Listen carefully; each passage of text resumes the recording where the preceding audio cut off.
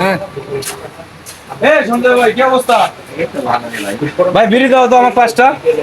ভাই টাকা আছে তো ভাই? ভাই টাকাটা লিখে রাখো, আমি 2 দিন পরে দিয়ে দেবো ভাই। ভাই এটা কোনো কথা? তুমি বাকি দিবা না, আমরা কি বাকি খাওয়া পলায় যাবো এলাকার থেকে? চলার না, আমি অনেক বাকি বেছি, এখন আর বাকি বেছি না ভাই। আরে ভাই 5টা বিড়ি তো। 5টা বিড়ি তো এটা বড় কথা নাই। 34 লক্ষ টাকা মাইকে খাওয়াইতাম, এখন আর খাওয়াইতে রাজি নেই।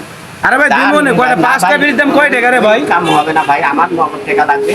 নগদ টাকা হলে খাবি, আর না হলে না খাবি। এত বড় কথা কইলা তুমি? আমগো এলাকায় দোকানদারি করো। ভাই দোকানদারি করছি, অনেক বছর করছি, এখন আর বাকি বেচবো না। এতে পোষালে খাবা, না পোষালে না খাবা। এরকম চুটকে কাস্টমার অনেক আছে, টাকা ছাড়া আমি বেশি না। ভাই তুমি লেখে রাখো, আমি 2 দিন না পরে ভাই, আমি দেখতে পারবো না ভাই। বিকালে দিয়ে দেবো। না ভাই, লেখে রাখো খাতার আমার ভিতরে। সম্ভব না ভাই।